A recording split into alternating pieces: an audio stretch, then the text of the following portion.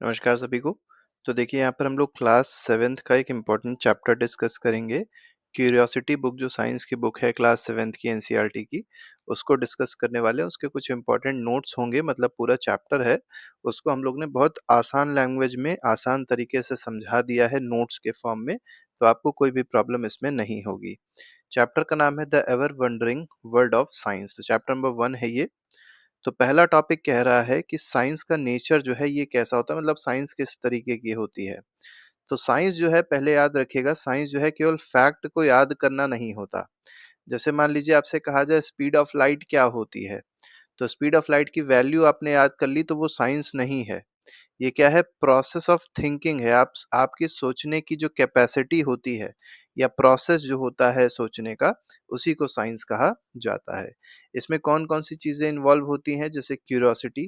Curiosity का मतलब होता है आपको जानने की इच्छा होनी चाहिए। कोई भी चीज़ अगर हो रही है आपके आस-पास, तो आपको अगर जानने की इच्छा है तो उसको कहते हैं क्यूरियोसिटी। तो वो साइंस में आएगा। आस्किंग क्वेश्चंस, कोई भी चीज़ हो रही है तो क्यों हो रही है? अगर ऐसा कोई आपके अंदर चीज़ें आती हैं, जैसे मान लिया बल्ब जला, आपने स्विच ऑन किया, बल्ब जलने लग गया, तो क्यों जला? क्यों उसमें लाइट आई? ये एक क्वेश्चन है जो आप पूछ सकते हैं, तो वो साइंस है। ऑब्जर्वेशन, जब कोई चीज़ होती है, आप उसको ऑब्जर्व कर रहे हैं, देख रहे हैं, समझ रहे हैं, तो उसको कहते हैं साइंस। एक्सपेरिमेंटेशन, जब एक्सपेरिमेंट्स किए जाते हैं, आप अभी जब चैप्टर में आगे पढ़ते जाएँगे अगले चैप्टर्स में, तो आप कई सारे एक्सपेरिमेंट्स देखेंगे, तो वो सब साइंस है। और लॉजिकल रीज़निंग होनी चाहिए, मतलब लॉजिक से रिलेटेड बात होनी चाहिए, अंधविश्वास नहीं होना चाहिए। तो लॉजिक की जब बात होगी तो वहाँ पर साइंस होगा। की आइडिया क्या है? साइंस में 2 चीज़ें आएँगी, वे ऑफ थिंकिंग आएगा, प्रोसेस ऑफ डिस्कवरी आएगी। तो पहला तो ये है कि सोचने का तरीका है साइंस, और साथ ही साथ दूसरा क्या है? डिस्कवरी का प्रोसेस है। कोई भी चीज़ डिस्कवर हम लोग साइंस से ही कर सकते हैं। बात आती है साइंटिफिक थिंकिंग क्या होती है? मतलब हम लोग कोई भी चीज़ सोच रहे हैं, तो वो साइंटिफिक तरीके से जब सोचते हैं तो उसको बोला जाता है scientific thinking. Student should learn to ask. अब स्टूडेंट को क्या समझना चाहिए? उनको हमेशा पूछने वाली चीज़, उनके अंदर जो एक कैपेसिटी होनी चाहिए कि कोई भी चीज़ सामने हो रही है, तो उससे रिलेटेड वो क्वेश्चंस पूछें। ठीक है? तो इसका मतलब अगर ऐसा है तो आपके अंदर साइंटिफिक थिंकिंग आ चुकी है। जैसे कोई भी चीज़ अगर काम कर रही है तो कैसे काम कर रही है? अब जैसे हम बोल रहे हैं, आप तक आवाज़ आ रही है, तो कैसे आवाज़ आ रही है? ठीक है? Why do events happen? कोई भी इवेंट अगर हो रहा है, अब इवेंट का मतलब जैसे मान लीजिए अर्थक्वेक है, ठीक है? अर्थक्वेक आया, ठीक है? तो ये क्यों आया? अगर आप इसको समझ रहे हैं, पढ़ रहे हैं, तो वो साइंस है। What patterns exist in nature? तो पैटर्न भी होते हैं, जैसे क्लाइमेटिक पैटर्न्स होते हैं, जो नेचर में एग्जिस्ट करते हैं, तो उसको समझना भी क्या होता है? साइंस होता है। इम्पोर्टेंट लाइन है यहाँ पे, to be wise you must be wise person. इसका मतलब क्या है? अगर आपको वाइज होना है, तो आपके अंदर वाई मतलब पूछने वाली चीज होनी चाहिए। ठीक है? मतलब आपको पूछते रहना चाहिए, समझते रहना चाहिए चीजों को साइंटिफिक तरीके से। Learning science through activities. तो साइंस को हम लोग कैसे लर्न कर सकते हैं? एक्टिविटीज के थ्रू लर्न कर सकते हैं। तो साइंस को समझने का सबसे अच्छा तरीका क्या है? कि एक्सपेरिमेंट्स करा दिए जाएं, जो कि स्कूलों में बहुत कम होते हैं, लेकिन प्रयास यही टीचर का होना चाहिए कि एक्सपेरिमेंट्स के थ्रू, ऑब्जर्वेशंस के थ्रू, रियल लाइफ एक्सपीरियंस के थ्रू, मतलब बच्चों के एग्जाम्पल्स दे के, अपने कुछ एग्जाम्पल्स दे के बच्चों को चीजें समझाई जाए। ठीक है? तो उससे ज्यादा अच्छे से बच्चों को साइंस समझ में आती है। Classroom learning must be combined with. अब देखिए कि जो क्लासरूम लर्निंग होती है, जहाँ पर बच्चे बहुत सारे पढ़ रहे होते हैं, तो ये क्लासरूम लर्निंग केवल क्लासरूम भर में सीमित नहीं होनी चाहिए। बच्चों को बाहर भी लेके जाना चाहिए, आउटडोर एक्सप्लोरेशन, बाहर लेके जाके फूल पत्ती जो भी चीजें हैं दिखानी चाहिए, जिससे और बच्चों का इंटरेस्ट साइंस में बढ़ता है। हैंड्स ऑन एक्टिविटीज, मतलब एक्टिविटीज करानी चाहिए। तो ये सब मेनली क्या है? साइंस के प्रति इंटरेस्ट बच्चों का बढ़े, उसके लिए सब चीजें होती हैं। Even simple experiments can confirm ideas. तो अगर सिंपल एक्सपेरिमेंट भी कराते हैं टीचर्स, तो वो क्या करता है? उससे बच्चों के अंदर आइडिया का डेवलपमेंट होता है, आइडिया समझ में आ जाता है, और नए क्वेश्चंस भी जनरेट होते हैं। ठीक है? Science and responsibility. अब देखिए साइंस जो है और उसको रिस्पॉन्सिबिलिटी से कैसे जोड़ सकते हैं? तो साइंस जो है, पहले तो समझ लीजिए किससे कनेक्टेड है। तो ये नेचर, हमारे प्रकृति से रिलेटेड है, ह्यूमन एक्टिविटीज से रिलेटेड है, सोसाइटी से रिलेटेड है। अब साइंस का रोल क्या है? रिस्पॉन्सिबिलिटी जो कही गई है, तो देखिए हमको पता होगा बहुत सारे इन्वायरमेंटल प्रॉब्लम्स हैं। जैसे मैं एक इन्वायरमेंटल प्रॉब्लम बता रहा हूँ, प्लास्टिक पॉल्यूशन। ठीक है? अब चलिए आप लोग कमेंट बॉक्स में लिख के बताइएगा कि आपके हिसाब से जो सबसे मेजर एनवायरमेंटल पोल्यूशन प्रॉब्लम है, वो आपके हिसाब से इस समय कौन-सी है? तो मेरे हिसाब से प्लास्टिक पोल्यूशन थी, तो मैंने ये लिख दिया, बाकी आपको जो भी लगता है एनवायरमेंटल प्रॉब्लम्स, वो आप ज़रूर लिखिएगा। तो रोल ऑफ साइंस क्या है इसमें? तो इन एनवायरमेंटल प्रॉब्लम्स को कैसे सॉल्व किया जाए, तो ये साइंस ही बता सकता है। सस्टेनेबिलिटी को प्रमोट करना, इसका मतलब ये है कि हम लोग कोई भी चीज़ जो आज यूज़ कर रहे हैं, उसको आज यूज़ तो कर लें, लेकिन इतना ही यूज़ करें कि वो फ्यूचर जनरेशंस के लिए भी बची रहे। ऐसा ना हो कि आज ही सारा खत्म कर दिया और फ्यूचर जनरेशन के लिए कुछ बचा ही नहीं। तो ये कब हो सकता है? जब हम लोग साइंस का इन्वॉल्वमेंट करेंगे। Understand human impact on nature, और तीसरी बात क्या है, साइंस से हम लोग क्या जान सकते हैं कि ह्यूमन पे क्या इम्पैक्ट पड़ेगा नेचर का। जैसे मान लीजिए अर्थक्वेक आया या साइक्लोन आया, तो उससे बहुत सारी चीजें डिस्ट्रॉय हो जाती हैं। ठीक है, ह्यूमन बींग्स मर जाते हैं। ठीक है, वाइल्ड लाइफ को नुकसान होता है, प्रॉपर्टी को नुकसान होता है। तो ये सारी चीजें हम लोग को साइंस से पता चलती है। तो रिस्पॉन्सिबिलिटी क्या है साइंस की? इन सबको ठीक करना, इन सबको दूर करना। इंटरकनेक्शन ऑफ साइंसेज, अब देखिए साइंस का इंटरकनेक्शन है, अलग अलग ब्रांचेस हैं इसमें साइंस में। जैसे फिजिक्स है, फिजिक्स का मतलब मेनली होता है जैसे जो ऑब्जेक्ट मूव कर रहा है, मोशन कर रहा है, फोर्स हो गया, वर्क हो गया, लाइट हो गई, इलेक्ट्रिसिटी हो गई। तो ये सब जो टॉपिक्स आते हैं ये किस में आएंगे? फिजिक्स में आएंगे। केमिस्ट्री में मेनली केमिकल वाली चीजें आती हैं, जैसे एसिड जब हम लोग पढ़ेंगे, बेस पढ़ेंगे, सॉल्ट्स पढ़ेंगे, तो वो सब केमिस्ट्री में आएगा। बायोलॉजी क्या होता है? प्लांट्स और एनिमल्स के बारे में जो हम लोग पढ़ते हैं, तब उसको क्या कहा जाएगा? वो टॉपिक आ जाएगा बायोलॉजी। अर्थ साइंस, अर्थ से रिलेटेड साइंस होगी, तो इसमें अर्थक्वेक के बारे में पढ़ेंगे और जो फिनोमेनाज होते हैं अर्थ से रिलेटेड, वो सब यहाँ पर हम लोग पढ़ेंगे।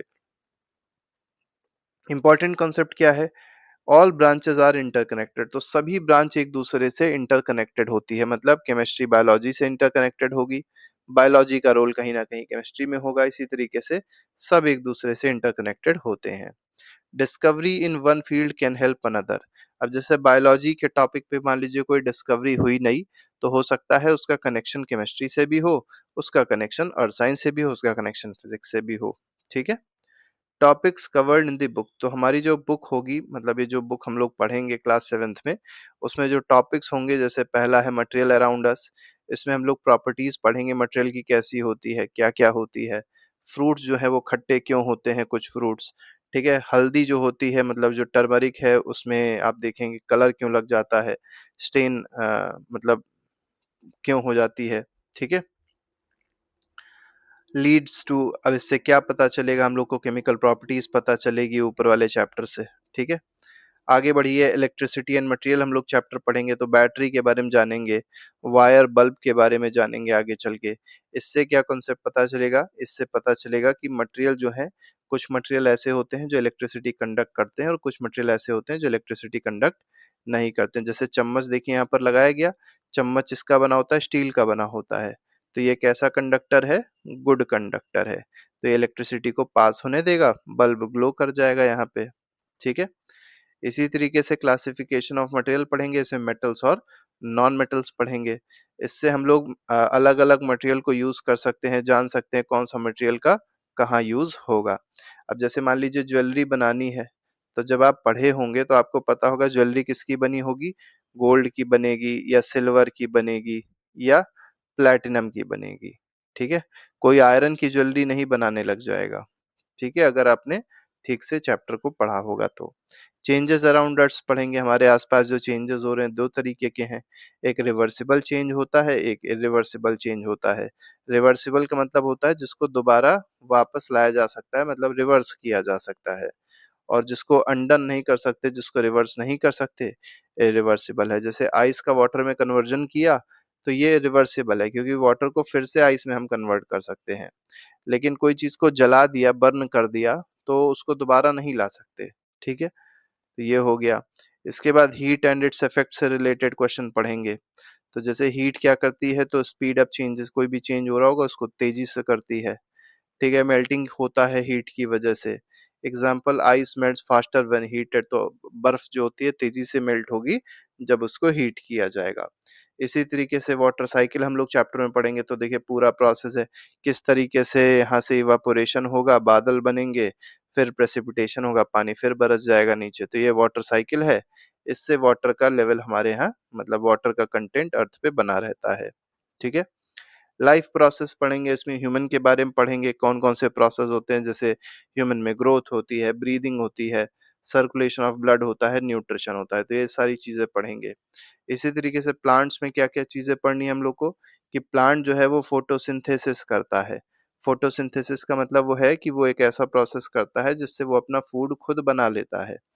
प्लांट जो है ब्रीथ भी करता है, रेस्पिरेशन भी करता है। तो लाइफ प्रोसेस क्यों इम्पोर्टेंट है? क्योंकि सर्वाइवल के लिए बहुत ज़्यादा ज़रूरी होता है। इसके बाद इवोल्यूशन ऑफ लाइफ क्या होती है? तो लाइफ जो है वो धीरे-धीरे करके इवॉल्व हुई। जैसे हम लोग का आता है शुरुआत में इंसान नहीं एग्ज़िस्ट करता था, एप थे, ठीक है? वनमानुष थे। उसके बाद धीरे-धीरे करके डेवलपमेंट हुआ, तो हम लोग आए जिसको होमो सेपियंस कहते हैं। ठीक है? तो यही क्या है एक तरीके से इवोल्यूशन है, ठीक है?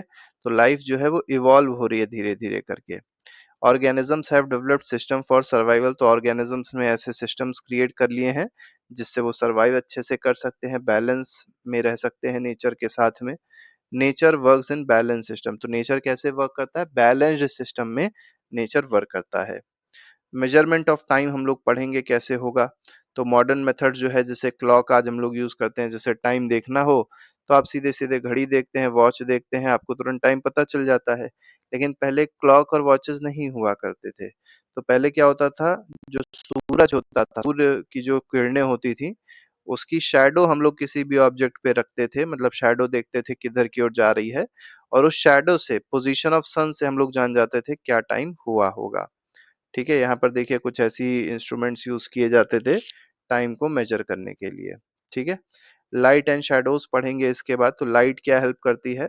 हम लोग को ऑब्जेक्ट्स देखने में मदद करती है। जैसे मान लीजिए लाइट नहीं है, अंधेरा है, ठीक है? तो अगर अंधेरा है तो आपको ऑब्जेक्ट नहीं दिखाई पड़ेगा, तो लाइट क्यों इम्पोर्टेंट है आपको पता चल गया। यूनिवर्स को समझने के लिए भी लाइट बहुत ज़्यादा ज़रूरी होती है। शैडोज़ क्यों इम्पोर्टेंट है? तो पहले के टाइम में अगर आप देखेंगे शैडोज़ का इम्पोर्टेंस क्या था? टाइम को मेज़र करने के लिए। पहले टाइम जो मेज़र किया जाता था, वो शैडो से ही मेज़र किया जाता था। जो भी सेलेस्टियल इवेंट्स हो रहे हैं, जैसे जो भी इक्लिप्स होते हैं, जो भी ग्रहण लगते हैं, उसमें भी आप देखेंगे तो शैडो की वजह से ही ये चीज़ होती है। अर्थ, मून एंड द सन हम लोग पढ़ेंगे इसके बाद, तो इसमें मूवमेंट्स देखेंगे। जैसे अर्थ जो है वो रोटेट करता है, जिसकी वजह से डे और नाइट होती है। ठीक है? अर्थ रिवॉल्व करता है। अब देखिए रोटेशन और रिवॉल्यूशन में अंतर समझ लीजिए। जैसे ये सन है और ये मान के चलिए अर्थ है और ये इसका पाथ है, ऐसे करके घूम रहा होगा। तो देखिए जब इस पाथ में घूम रहा होता है ऐसे-ऐसे करके, तो इसको बोलते हैं रिवॉल्यूशन। ये क्या हो जाएगा? रिवॉल्यूशन हो जाएगा। ठीक है? और अपनी ही जगह पे जो अर्थ है वो ऐसे-ऐसे करके घूम रहा होता है। इसको क्या बोलते हैं? इसको बोलते हैं रोटेशन। तो रोटेशन और रिवॉल्यूशन दोनों चीज़ें आपको पता होनी चाहिए। रोटेशन से याद रखिएगा रात और दिन होती है, रिवॉल्यूशन से सीज़न्स आते हैं, मतलब गर्मी, ठंडक, पतझड़, मानसून, ये सब चीज़ें सीज़न जो आते हैं वो अर्थ के रिवॉल्यूशन से आते हैं। मून जो है वो कहाँ रिवॉल्व करता है? जैसे मून यहाँ पे होगा, तो अर्थ के अराउंड मून क्या कर रहा होगा? रिवॉल्व कर रहा होगा। कौन-कौन से फिनोमेना हम लोग देखेंगे, हम लोग इसको आगे चल के डीप में देखेंगे। अभी हम फिलहाल आपको एक एक बेसिक आइडिया दे रहे हैं चैप्टर्स के। तो एक्लिप्स देखेंगे जो किसकी वजह से होते हैं? शैडो की वजह से होते हैं, अभी हमने आपको बताया था। जैसे देख लीजिए यहाँ पर है, तो ये सन है, ठीक है? और सन जो है उसपे देखिए यहाँ पर एक परछाई आ गई, किसकी परछाई आ गई है ये? हो सकता है मून बीच में आ गया हो। तो मून की परछाई आ गई, तो यहाँ से जब देख रहे हैं तो इतना पार्ट ढक गया है। तो इसको बोलते हैं सूर्य ग्रहण, ठीक है? सूर्य ग्रहण मतलब सोलर एक्लिप्स बोलते हैं, ECLIPSE, ठीक है? क्योंकि सूर्य पे ग्रहण लगा है तो इसको सोलर एक्लिप्स या सूर्य ग्रहण बोला जाएगा, ठीक है? आगे चल के हम लोग इसको डीप में और पढ़ेंगे। साइंस और यूनिवर्स के बारे में थोड़ा-सा जानेंगे। Study of light helps us understand universe, space phenomena. तो अगर लाइट को हम अच्छे से पढ़ेंगे, तब हमको बहुत अच्छे से पता चल पाएगा कि यूनिवर्स में जो फिनोमेना हो रहे हैं, स्पेस में जो फिनोमेना हो रहे हैं, वो किस तरीके से हो रहे हैं। ठीक है? और ये हमारी अंडरस्टैंडिंग को बढ़ाएगा, अर्थ के बियॉन्ड हमको लेके जाएगा। मतलब केवल हमको अर्थ के बारे में चीज़ें नहीं पता रहेंगी और बाहर के बारे में भी चीज़ें पता चलने लग जाएँगी। इम्पोर्टेंट क्या है? क्वेश्चंस पूछना बहुत ज़्यादा इम्पोर्टेंट है, क्योंकि साइंस का मतलब ही होता है आस्किंग क्रिएटिव क्वेश्चंस। तो कोई भी चीज़ हो रही है, तो क्रिएटिव क्वेश्चंस अगर आप पूछ रहे हैं, तो वही मेनली साइंस होता है। केवल आंसर करना साइंस नहीं होता है, ये बात याद रखिएगा। तो इस चैप्टर को हम लोग ने इतना ही डिस्कस किया क्योंकि इतना ही है इसमें। इसके आगे जो चैप्टर्स होंगे वो हम लोग डिटेल्स में डिस्कस करेंगे और हर एक चैप्टर को हम लोग नोट्स के फॉर्म में लेके आएँगे, जिससे आपका रिविज़न बहुत अच्छे से हो जाएगा और आपको कोई भी प्रॉब्लम नहीं होगी। तो अभी के लिए फिलहाल इतना ही। Thank you very much. Good bye. जय हिंद।